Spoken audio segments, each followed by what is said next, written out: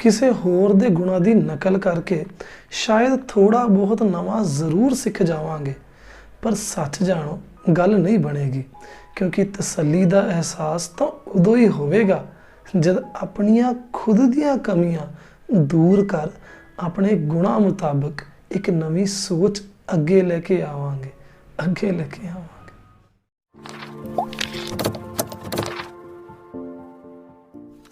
ਸਤਿ ਸ਼੍ਰੀ ਅਕਾਲ ਜੀ, ਮੇਰਾ ਨਾਮ ਹੈ ਜਸਪ੍ਰੀਤ ਸਿੰਘ ਤੇ ਤੁਸੀਂ ਦੇਖ ਰਹੇ ਹੋ ਸਿੰਘ ਸਨਸ ਕਨਸੈਪਟ ਕਲਾਸਿਸ 2.0।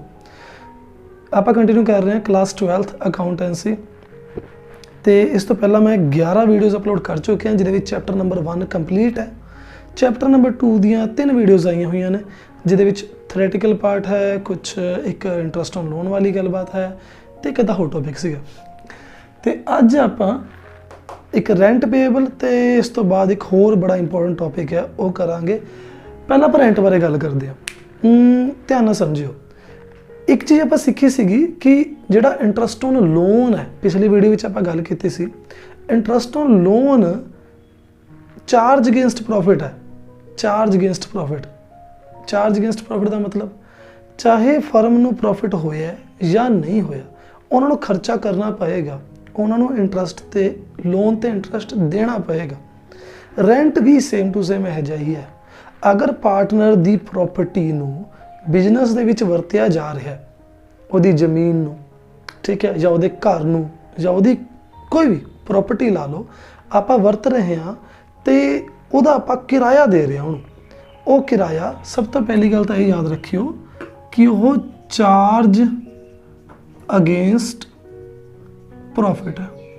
ਤੇ ਜਿਹੜੀ ਚੀਜ਼, ਜਿਹੜਾ ਖਰਚਾ ਚਾਰਜ ਅਗੇਂਸਟ ਪ੍ਰੋਫਿਟ ਹੁੰਦਾ ਉਹਨੂੰ ਆਪਾਂ P&L ਐਪਰੋਪਰੀਏਸ਼ਨ 'ਚ ਤਾਂ ਬਿਲਕੁਲ ਨਹੀਂ ਪਾਉਂਦੇ, ਉਹ ਜਾਂਦਾ ਹੈ ਪ੍ਰੋਫਿਟ ਐਂਡ ਲੋਸ ਅਕਾਊਂਟ 'ਚ। ਇੱਕ ਤਾਂ ਆਹ ਗੱਲ ਯਾਦ ਰੱਖਿਓ। ਦੂਸਰੀ ਗੱਲ ਮੇਨ ਇਹੀ ਹੈ ਕਿ ਉਹ ਖਰਚਾ ਜ਼ਰੂਰ ਕਰਾਂਗੇ ਚਾਹੇ ਪ੍ਰੋਫਿਟ ਹੋਇਆ ਜਾਂ ਨਹੀਂ ਹੋਇਆ। ਤੇ ਕੁਝ ਕੁ ਗੱਲਾਂ ਮੈਂ ਤੁਹਾਨੂੰ ਸਮਝਾਉਣੀਆਂ ਨੇ ਰਿਲੇਟਡ ਟੂ ਜਰਨਲ ਐਂਟਰੀ। ਵੀ ਜਰਨਲ ਐਂਟਰੀ ਕਿਵੇਂ ਆਊਗੀ ਇਹਦੀ,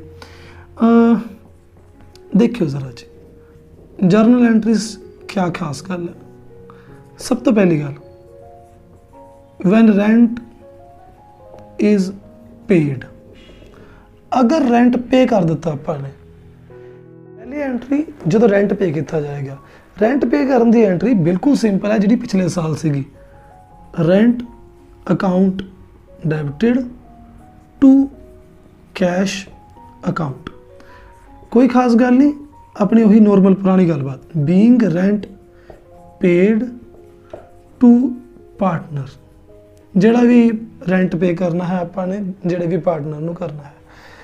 ਤੇ ਦੂਸਰੀ, ਕਈ ਵਾਰ ਤੁਹਾਨੂੰ ਪਤਾ ਪੈਸੇ ਨਹੀਂ ਹੁੰਦੇ ਆਪਣੇ ਕੋਲ, ਵੈਨ ਰੈਂਟ ਇਜ਼ ਪੇਏਬਲ, ਮਤਲਬ ਆਪਾਂ ਉਸ ਨੂੰ ਐਜ਼ ਅ ਲਾਇਬਿਲਿਟੀ ਬਣਾ ਕੇ ਰੱਖਣਾ, ਹਲੇ ਪੇ ਨਹੀਂ ਕਰਨਾ ਬੇਸਿਕਲੀ।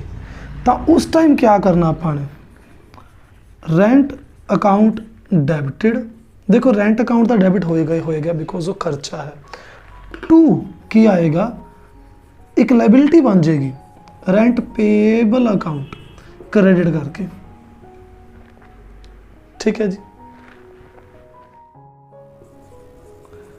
ਇੱਥੇ ਇੱਕ ਆਪਾਂ ਨਰੇਸ਼ਨ ਲਿਖ ਦੇਵਾਂਗੇ, ਰੈਂਟ ਪੇਏਬਲ ਫॉर ਜਿੰਨਾ ਵੀ ਜਿਹੜਾ ਦੇਣਾ ਹੈ ਆਪਾਂ। ਠੀਕ ਹੈ ਜੀ, ਇੰਨੀ ਗੱਲਬਾਤ। ਲਾਸਟ ਐਂਟਰੀ ਬੜੀ ਇੰਪੋਰਟੈਂਟ, ਸਾਰੇ ਦੇ ਸਾਰੇ ਖਰਚੇ ਕਿਤੇ ਨਾ ਕਿਤੇ ਜਾ ਕੇ ਟ੍ਰਾਂਸਫਰ ਹੁੰਦੇ ਨੇ। ਇਨਕਮਸ ਤੇ ਜਾਂ ਲਾ ਲਓ ਜਿੰਨੇ ਵੀ ਐਕਸਪੈਂਸਿਸ ਨੇ, ਇਹ ਸਾਰੇ ਕਿਤੇ ਇੱਕ ਜਗ੍ਹਾ ਇਕੱਠੇ ਹੁੰਦੇ ਨੇ। ਤੁਹਾਨੂੰ ਯਾਦ ਹੈ ਕਿੱਥੇ ਇਕੱਠੇ ਹੁੰਦੇ ਨੇ? ਇਕੱਠੇ ਹੁੰਦੇ ਨੇ ਜੀ, ਦੇਖੋ, ਵੈਨ rent is transferred, या लगा लो amount of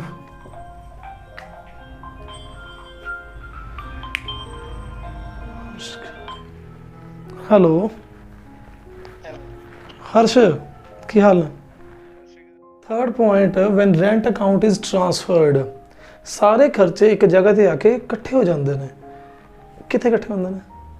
अगर तो देखो चार्ज अगेंस्ट प्रॉफिट ने, अगर वो खर्चे चार्ज अगेंस्ट प्रॉफिट ने तो प्रॉफिट एंड लॉस अकाउंट इकट्ठे होंगे। अगर वो खर्चे एप्रोप्रिएशन ऑफ प्रॉफिट का पार्ट ने तो P&L एप्रोप्रिएशन इकट्ठे होंगे। ਤਾਂ ਫਿਲਹਾਲ ਜਿਹੜਾ ਆਪਣਾ ਰੈਂਟ ਹੈ ट्रांसफर करने का की हिसाब होंगे वो भी सीख लो चंगी तरह। आ अपना खर्चा है जिमें ला लो चाहे ए एंट्री है या ए एंट्री है। डेबिट कितना सी पहला, ट्रांसफर करन लगे हाँ क्रेडिट करोगे, ठीक है। ऊपर जाएगा कितने वो चीज़ लिखो, profit and loss account debited being rent account transferred, ठीक है जी। बस यही पॉइंट इन्ना कोई सी। नैक्सट जो मेन टॉपिक अज वाला सी वो सी डिस्ट्रीब्यूशन ऑफ प्रॉफिट।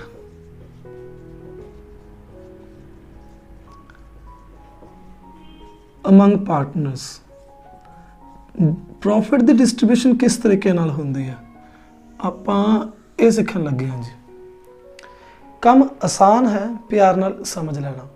पहली गल तो एक ये चीज़ समझनी पेगी तुहानू, जिहड़ा प्रॉफिट है हुण तक आपां ये सीखिया कि ग्रोस प्रॉफिट हुंदा सी, है ना।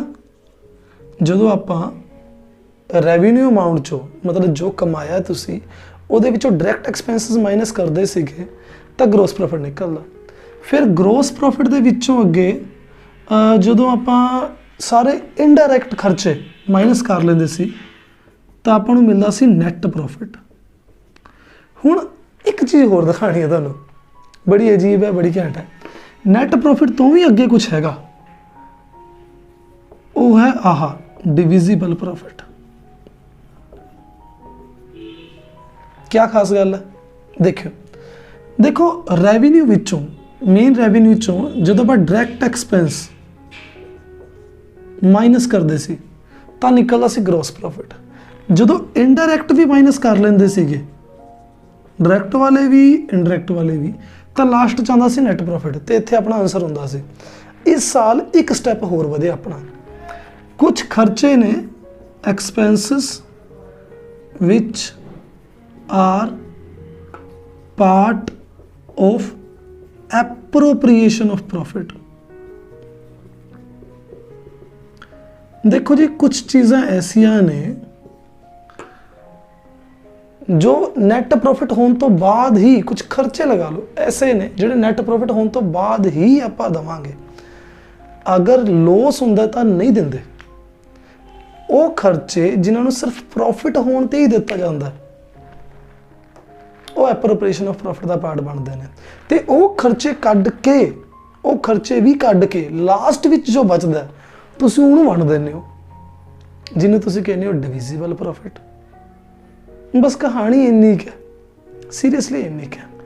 हुण अगे समझण वाली गल वो देखियो जरा कि ये वंडण वंडाउण दा हिसाब किताब करना किवें। इहदे वास्ते आपां बनावांगे जी प्रॉफिट एंड लॉस अकाउंट। हाँ, profit and loss appropriation account एक नवीं जी चीज़ है, बड़ी प्यारी जी चीज़ है तो सौखी है। Profit and loss appropriation account.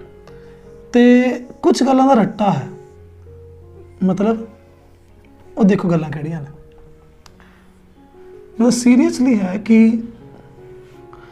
सिर्फ वो चीज़ां ही इत्थे आउणगियां जो एप्रोप्रिएशन ऑफ प्रॉफिट का पार्ट बनदियां ने। इत्थे आपां लिखता पर्टिकुलर्स रुपए, पर्टिकुलर्स रुपए, credit debit. Profit and loss appropriation account पहली गल ये बनेगा कदों, जदों नैट प्रॉफिट निकल आएगा। ऊपर पहला P&L अकाउंट बनेगा, उदों बाद P&L एप्रोप्रिएशन अकाउंट। जो मैं बच्चे ने पहली बार गल कही ना सामने बैठे भी बेटा पहला P&L बनेगा फिर ये बनता होंगे। बच्चे कहते सो जी फिर तीन तीन बनाने पैणगे, लास्ट ईयर ट्रेडिंग भी बनाया सीगा, फिर P&L बनाया सीगा, हुण आ भी बनाना पऊगा। गल इन्नी है कि P&L बनाने की लोड़ कदे कदे पऊगी। मेनली आपां ने हुण आ चीज़ बनानी सीखनी है।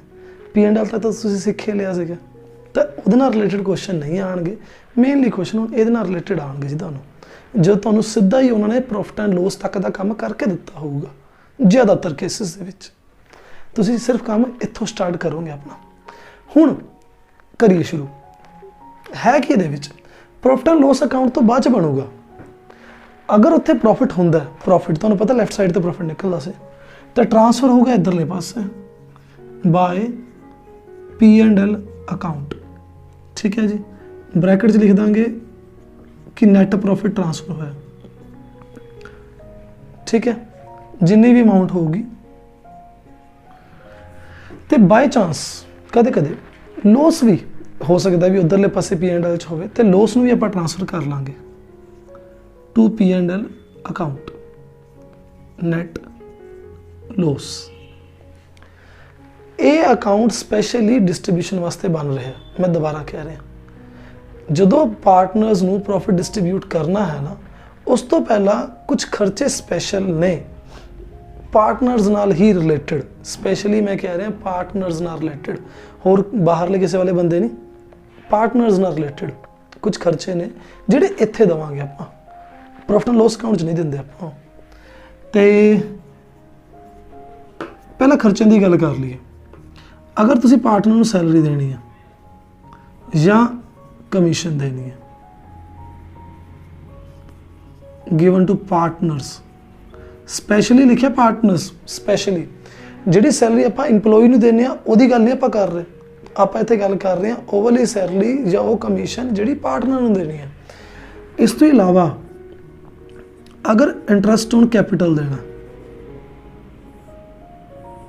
क्योंकि कई बार कहन लग जाते हैं कई पार्टनर भी मैं पैसा ज़्यादा लाया होया, मैनू पैसा ज़्यादा मिलना चाहिए, तो यह जिहा फिर इंटरस्ट दे के शांत कराने होंगे आप, इंटरस्ट ऑन कैपिटल। ओके, अगली गल जिहड़ी है एक लास्ट चीज़ होर है।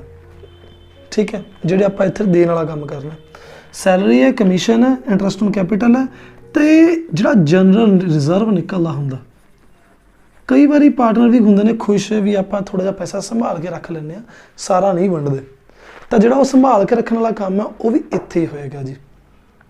इन्ना क्लीयर। तो एक चीज़ होर हो सकती है जी पार्टनर तो लैनी होवे, ये तो सारा कुछ पार्टनर आप प्रोवाइड कर रहे हैं, दे रहे हैं, अपना खर्चा हो रहा, तो माल खुश हो रहे हैं, आप उन्होंने दे रहे हैं, सैलरी दे रहे हैं, कमीशन दे रहे हैं, इंटरस्ट ऑन कैपिटल दे रहे हैं, तो जनरल रिजर्व आप साइड पर उन्होंने वास्ते ही रख रहे हैं। एक चीज़ है जी उन्होंने तो खो लैनी अपने, एक पैसे ऐसे भी ने इंटरस्ट ऑन ड्रॉइंग्स। ठीक है जी, जिन्नी भी अमाउंट होएगी, तो आ इत्थे मैं स्पेशली स्टार पा रहा हाँ। देखो लॉस या प्रॉफिट चो पहली लाइन चो एक चीज़ आएगी, या तो लॉस क्वेश्चन दे विच होएगा या प्रॉफिट होएगा, दोनों इकट्ठे तो हो नहीं सकते। तो सैलरी कमीशन है तो इत्थे लिख देना तुसी। ठीक है, सैलरी तो कमीशन अलग अलग लिख दियो, मैं वैसे उन्हें स्लैश पा के इकट्ठा लिखता, टू सैलरीज लिख के अलग, टू कमीशन लिख के अलग, फिर इंटरस्ट ऑन कैपिटल अलग। ठीक है, जनरल रिजर्व दे पॉइंट लास्ट विच। हुण ध्यान नाल सुन लो, ध्यान नाल प्लीज़। सपोज करो उधरला टोटल ज़्यादा है तो इधरला घट है, तो जो करांगे माइनस कुछ बचेगा। सपोज करो उधर 100 रुपये है, इधर 60 रुपये टोटल निकलता, 100 चो 60 कढ़े 40 प्रॉफिट बचेगा। जिहड़ा इत्थे प्रॉफिट बचेगा that will be called divisible profit, उन्होंने डिविजिबल प्रॉफिट बोलते हैं। तो इनू वंडांगे आपां, किवें वंडांगे? To profit transferred to partners capital account, partner के कैपिटल अकाउंट इत्थे ट्रांसफर कर देंगे। ठीक है जी, एक चीज़ मैं खास दस देवां, जो क्वेश्चन करांगे ना इत्थे बाकायदा लिख के करांगे आप, पता किवें? ए दे अकाउंट इन्ने पैसे पाए, बी दे अकाउंट इन्ने पैसे पाए, टोटल कितना फिर इत्थे लिखिया। ठीक है जी, अगर दो बंदे ने तो प्रॉफिट वंडण का तरीका की है, रेशोज़ दे विच प्रॉफिट वंडिया जाएगा, तो जे रेशो नहीं दिती भी तो बराबर बराबर वंडिया जाएगा। ये आप ये बारे क्वेश्चन करते हैं, टेंशन ना लो। फिलहाल ही तुहानूं जस्ट ओवरव्यू समझाया, मतलब कि मोटी मोटी गल जी समझाइए कि इस तरीके का profit and loss appropriation account होंदा है। शुरू होंदा प्रॉफिट या लॉस तो, ठीक है, उधरले पासे बस एक ही एंट्री आती है इंटरस्ट ऑन ड्रॉइंग्स की, वो तुसी उत्थे पा के इधर अपने सारे खर्चे शुरू कर दो। ये सारे खर्चे ने अपने वास्ते, वो गल वखरी है, पार्टनर नूं पैसे मिल रहे हैं। क्यों मिल रहे हैं? क्योंकि आप खर्चा कर रहे हैं। फर्म हाँ आप ਕਦੇ ਵੀ ਜਦੋਂ ਤੁਸੀਂ ਅਕਾਊਂਟਿੰਗ ਦਾ ਕੰਮ ਕਰ ਰਹੇ ਹੋ ਇਹ ਸੋਚ ਕੇ ਰੱਖੋ ਕਿ ਤੁਸੀਂ ਫਰਮ ਹੋ, ਮਤਲਬ ਤੁਸੀਂ ਫਰਮ ਦੇ ਅਕਾਊਂਟੈਂਟ ਹੋ, ਮਾਲਕ ਦੇ ਵੱਲੋਂ ਨਹੀਂ ਆਪਾਂ ਕੰਮ ਕਰ ਰਹੇ, ਠੀਕ ਹੈ ਨਾ, ਆਪਾਂ ਫਰਮ ਵੱਲੋਂ ਕੰਮ ਕਰ ਰਹੇ ਹਾਂ। ਤਾਂ ਜੇ ਮਾਲਕ ਨੂੰ ਕੁਝ ਦੇ ਰਹੇ ਹਾਂ ਆਪਾਂ ਤਾਂ ਫਰਮ ਦਾ ਉਹ ਖਰਚਾ ਹੈ। ਇੱਥੇ ਸਾਰੇ ਖਰਚੇ ਹੋ ਗਏ ਜੀ, ਉੱਥੇ ਇੱਕ ਆਪਣੀ ਇਨਕਮ ਹੋ ਗਈ। ਤੇ ਬਸ ਇਸ ਤਰੀਕੇ ਨਾਲ ਹਾਂ ਇੱਕ ਚੀਜ਼ ਸੱਚ ਹੋਰ ਦੱਸਣੀ ਮੈਂ ਭੁੱਲ ਗਿਆ, ਪ੍ਰੋਫਿਟ ਕਈ ਵਾਰੀ ਲੋਸ ਵੀ ਹੋ ਜਾਂਦਾ ਹੁੰਦਾ, ਤਾਂ ਇੱਧਰਲੇ ਪਾਸੇ ਪਾਵਾਂਗੇ ਬਾਈ ਲੋਸ ਟ੍ਰਾਂਸਫਰਡ ਟੂ। ਹਾਂ ਸਪੋਜ਼ ਕਰੋ 4 ਪਾਰਟਨਰ ਨੇ ਤਾਂ ਪਤਾ ਕਿਵੇਂ ਲਿਖਾਂਗੇ, A's capital account, B's capital account, C's capital account, D's capital account. ਸਾਰੇ ਦੀ ਅਮਾਊਂਟ ਇੱਥੇ ਲਿਖ ਕੇ ਟੋਟਲ ਕਰਕੇ ਫਿਰ ਇੱਥੇ ਲਿਖਾਂਗੇ, ਠੀਕ ਹੈ ਜੀ। ਇਹ ਓਵਰਵਿਊ ਹੋ ਗਿਆ। ਹੁਣ ਆਪਾਂ ਇੱਕ ਅੱਧਾ ਕੁਐਸਚਨ ਕਰਦੇ ਹਾਂ।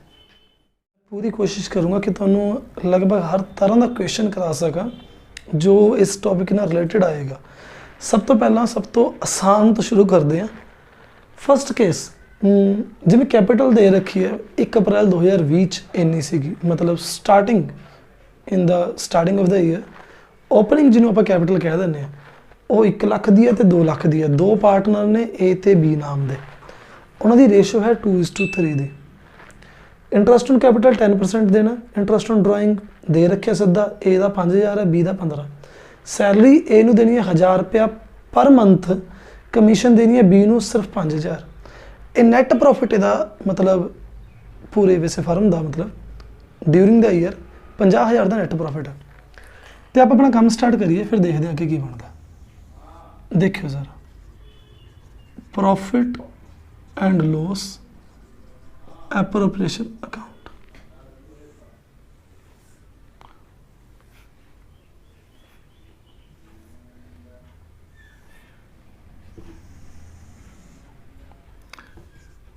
पर्टिकुलर्स रुपए, पर्टिकुलर रुपए, क्रेडिट साइड, डेबिट साइड।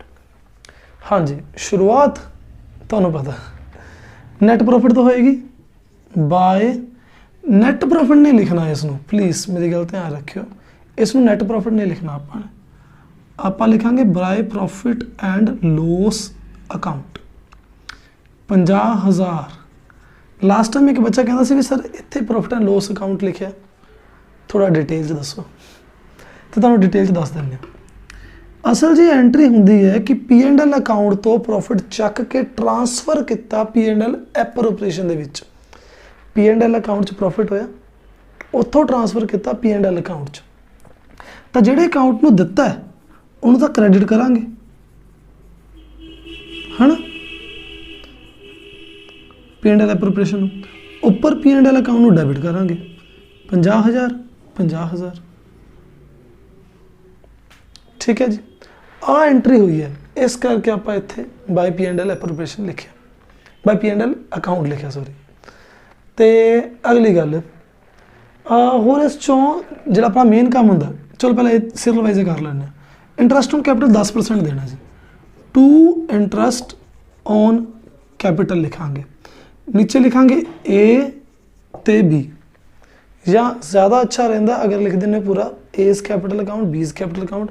मेरे को थोड़ी जगह की प्रॉब्लम से करके ए नूं किन्नी मिलूगी इंटरस्ट जी कैपिटल का इंटरस्ट मिलेगा, वो मिलेगा 10% 1 लाख के हिसाब नाल कितना हो गया 10,000, तो 10% 2 लाख ते 20,000। कैलकुलेट कर लियो, तो काम आसान है, क्यों परसेंटेज निकालना था। तुसीं ये देखो मैं इत्थे नहीं लिखा क्योंकि इन्हूं टोटल करके जिन्ना आएगा वो इत्थे लिखांगे जी 30,000। ओके, नैक्सट जो चीज़ है इंटरस्ट ऑन ड्राइंग्स, वो आएगी इधरले पासे, क्योंकि इंटरस्ट ऑन ड्राइंग्स खर्चा नहीं होंदा जी, वो अपनी इनकम होंदी है। ए 5,000 है, बी दी कैपिटल के हिसाब नाल 15,000 है, टोटल कितना 20,000 की ड्राइंग्स। सैलरी देनी है, अगे लिखा ए नूं 1,000 रुपया पर मंथ, 1,000 रुपये की सैलरी है पर मंथ दी, साल की कितनी होगी to salary as capital account लिखांगे नाल, एक बंदे ने देनी है तो मैं आराम नाल इत्थे लिख सकदा 12,000 रुपए। ये 12,000 कित्थों आया? 1000 रुपया एक महीने दी है, 12 महीने दी, 12 इंटू 1000 12,000। कमीशन देनी है बी नू, to commission B's capital account. Commission हैगी जी 5,000 दी, ठीक है। हुण तुहाडा काम बस इन्ना क्या है की बचा 50 ते भी 70 दे विचों आह तीन चीज़ां माइनस करांगे जी। एक ही ने 30 ते 12 42 ते 5 47, ये रेस कर देवां 70,000 चों अगर 42,000 माइनस किते 42,000 इधरला 42 नहीं सॉरी 47, 47 इधरले का टोटल है, 70 उधरले का टोटल है, माइनस करांगे जी ये अपने को आ गया 23,000 रुपये, ठीक है। 23,000 इत्थे आ गया ते आ करके अपना वैसे काम खत्म हो जाएगा। बट एक चीज़ समझानी है, देखो आ 23,000 रुपया डिस्ट्रीब्यूट करांगे बाकायदा, किनू देवांगे? To profit transferred to as capital account B's capital account. ए नू किन्ना ते बी नू किन्ना? 23,000 नू वंडांगे इस रेशो दे विच 2:3। हुण किवें वंडना हुंदा ये भी सीख लो बड़े आराम नाल। 23,000 2:3 का मतलब है टोटल 5 हिस्से ने, 5 चों 2 हिस्से ए नू मिलणगे ते 5 चों 3 हिस्से बी नू मिलणगे। ते आपां इसनू सॉल्व करांगे, ये आ गया जी अपने कोल 40 ते 9200, ਇਹਦਾ आएगा जी 13,800, ठीक है जी। एक आ गया 9200, एक आ गया 13,800, बस उन्होंने इत्थे लिख देंगे आप 9200 ते 13,800 टोटल कितना, कहानी खत्म। एक क्वेश्चन इस तरीके का आ सकता है, मैं एक छोटी चेंज की है, छोटी जी पार्ट चेंज किया है, बाकी सारा क्वेश्चन मैं सेम रखे। अगर नैट प्रॉफिट कुछ इस तरीके का लिखा आ जाए, net profit after A's salary या आफ्टर प्रोवाइडिंग एज सैलरी या आफ्टर डिडक्टिंग एज सैलरी, कहते नैट प्रॉफिट 38,000 का ए नू सैलरी देने तो बाद। हुण इत्थे मतलब की निकलदा है कि आपां ए नू सैलरी दे चुके हैं तो दोबारा देने की लोड़ नहीं, या मतलब दिखाने की लोड़ नहीं, शो करांगे पर एक चलाकी नाल। किवें 38,000 है ना, तो इत्थे आपां आ चीज़ दिखावांगे 38,000 का प्रॉफिट है, ये 38,000 का प्रॉफिट है सैलरी कढ़ के, आपां इहदे विच सैलरी दोबारा वापस ऐड करांगे।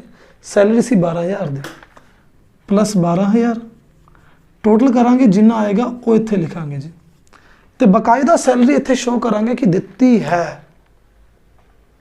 समझ आई गलबात? चाहे उत्थे लिखिया सी कि नैट प्रॉफिट सैलरी कट्टन तो बाद इन्ना आंदा, पर आपां ये दो ही चीज़ों नूं भी प्रॉफिट जो भी है, देखो प्रॉफिट जिन्ना भी पुराना सीगा वो इत्थे लिखिया बकायदा ऐड करके दोबारा सैलरी इत्थे दिखाई आपां ने कि हाँ आपां दित्ती है सैलरी 12,000 दी, ठीक है। एक आ चीज़ है बड़ी इंपोर्टेंट। एक होर छोटी जी गल, सपोज करो यह जा केस आ गया, मैं केस 3rd करवा रहा, पार्टनर्स की कैपिटल दे रखी है, रेशो दे रखी है, लास्ट लिखे सैलरी इन्नी है, कमीशन इन्नी है, नैट प्रॉफिट थोड़ा है, जिन्ना कि तुहानूं अंदाजा ही लग रहा है। तुसीं सोच के देखो, सैलरी 1000 के हिसाब नाल 12,000 बनती है, कमीशन 5,000 बनती है, टोटल 17,000 देना। ड्रॉइंग मैं कहना है नहीं कोई होर कोई तुहाडे पल्ले कुछ नहीं हैगा, तो नैट प्रॉफिट घट है, जिन्ना तुसीं इत्थे खर्चा करना भालदे हो 12 ते 5 आपां पुराना लिखिया पिया, तुसीं इत्थे दे ही नहीं सकते। क्यों? प्रॉफिट है ही नहीं इन्ना, प्रॉफिट है सिर्फ 8,500 का। तो ऐसे टाइम पे क्या मैथड होएगा? नॉर्मली मेरी गल ध्यान नाल सुन लो, जो सैलरी देने आ, कमीशन देने आ, ये एप्रोप्रिएशन ऑफ प्रॉफिट का पार्ट ने, मतलब जो प्रॉफिट होंदा है तां ही देवांगे, नहीं तो नहीं देवांगे।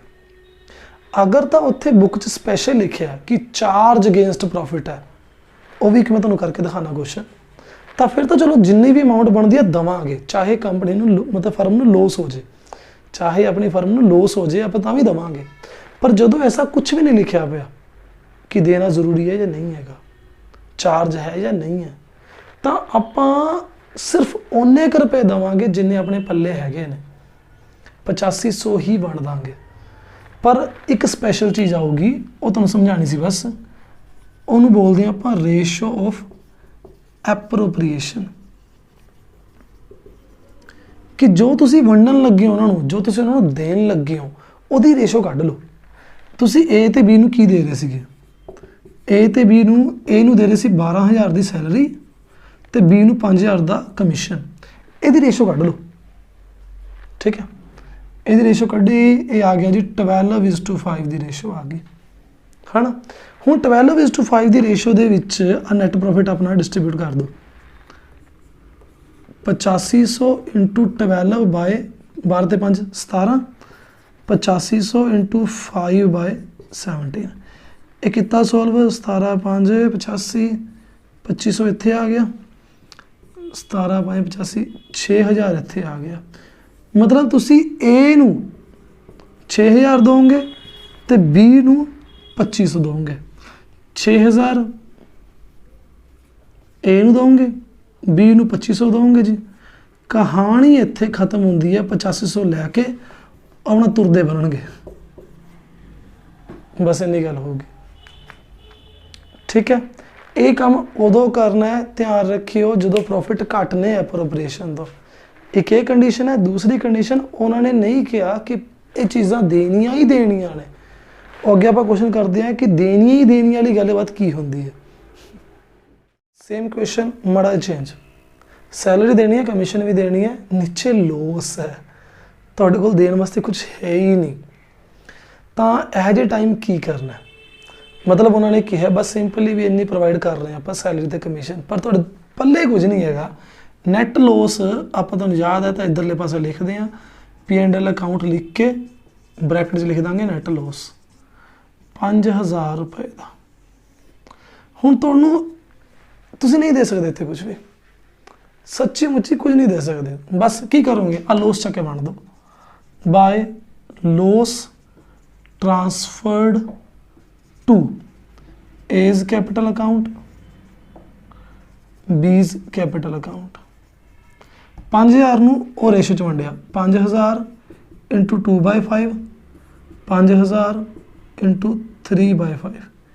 ਇਹ ਕੀਤਾ ਜੀ ਹਿਸਾਬ ਕਿਤਾਬ 2000 ਤੇ 3000, ਬਸ 5000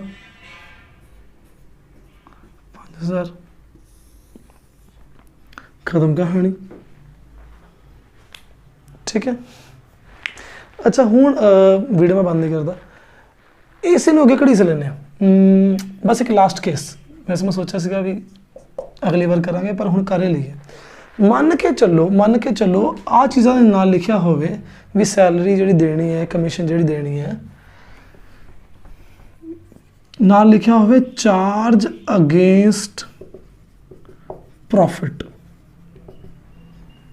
ਚਾਰਜ ਅਗੇਂਸਟ ਪ੍ਰੋਫਿਟ ਮਤਲਬ ਦੇਣੇ ਹੀ ਦੇਣੇ ਨੇ, ਭਾਵੇਂ ਤੁਹਾਨੂੰ ਲੋਸ ਕਿਉਂ ਨਾ ਹੋਇਆ ਹੋਵੇ। ਆ ਮੈਂ ਇੱਥੇ ਲਿਖ ਦਿੰਦਾ, ਸਪੋਜ਼ ਕਰੋ ਨੈਟ ਲੋਸ ਹੀ ਹੈ 5000 ਦਾ, ਚਾਹੇ ਪ੍ਰੋਫਿਟ ਘੱਟ ਹੈ ਚਾਹੇ ਪ੍ਰੋਫਿਟ ਜ਼ਿਆਦਾ, ਜਿਹੋ ਜਿਹਾ ਵੀ ਹੈ। ਜਦੋਂ ਚਾਰਜ ਅਗੇਂਸਟ ਪ੍ਰੋਫਿਟ ਵਾਲੀ ਗੱਲ ਆਉਂਦੀ ਹੈ ਤਾਂ ਦੋ ਵੱਡੀਆਂ ਗੱਲਾਂ ਹੁੰਦੀਆਂ ਨੇ। ਪਹਿਲੀ ਵੱਡੀ ਗੱਲ ਤਾਂ ਇਹੀ ਹੈ ਕਿ ਦੇਣੇ ਹੀ ਦੇਣੇ ਨੇ।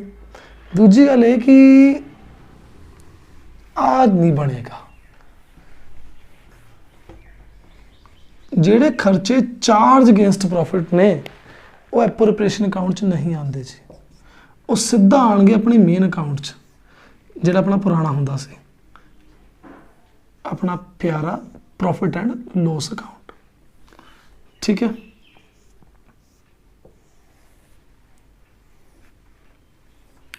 ਸ਼ੁਰੂਆਤ ਕਿੱਥੋਂ ਹੋਏਗੀ? ਨੈਟ ਲੋਸ ਲਿਖਿਆ ਪਿਆ, ਨੈਟ ਲੋਸ ਦੇਖੋ, ਪ੍ਰੋਫਿਟ ਇੱਧਰਲੇ ਪਾਸੇ ਆਪਣਾ ਕੀ ਕਹਿੰਦੇ ਆ, ਜਦੋਂ ਆਪਾਂ ਪ੍ਰੋਫਿਟ ਕੱਢਦੇ ਹੁੰਦੇ ਹਾਂ, ਠੀਕ ਹੈ, ਉਹ ਇੱਧਰਲੇ ਪਾਸੇ ਆਉਂਦਾ ਤਾਂ ਟ੍ਰਾਂਸਫਰ ਇੱਧਰ ਕਰਦੇ ਹੁੰਦੇ ਹਾਂ। ਨੈਟ ਲੋਸ ਜਦੋਂ ਆਏਗਾ ਉਹ ਇੱਧਰਲੇ ਪਾਸੇ ਲਿਖਾਂਗੇ, ਪਰ ਜੇ ਪ੍ਰੋਫਿਟ ਐਂਡ ਲੋਸ ਅਕਾਊਂਟ ਹੈ ਤਾਂ ਇੱਥੇ ਆਪਾਂ ਬੈਲੈਂਸ BD ਲਿਖਾਂਗੇ, क्योंकि होर अकाउंट का नाम तो लै ही नहीं सकते, इसे अकाउंट के विचों पिछले पेजेस के विचों ला लो कि लॉस निकलिया हुआ नैट लॉस 5000 का।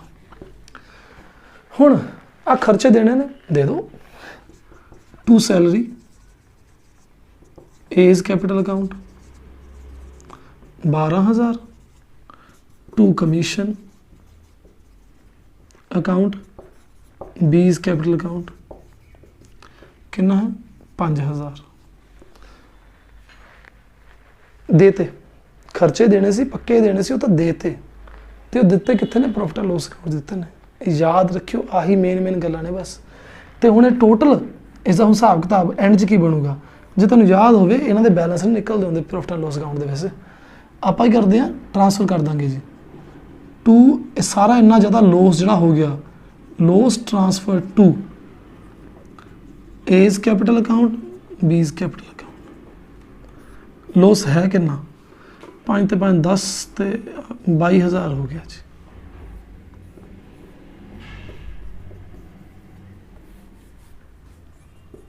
$22,000 इंटू 2/5, 22,000 इंटू 3/5, ये करोगे ये आएगा 4400, 8800, 13200। ठीक है जी, 8800 ते 13200, टोटल 22,000। खत्म कहानी। तो तुसी प्लीज़ हम क्वेश्चंस प्रैक्टिस कर लियो जिन्ने वध तो वध हो सकन।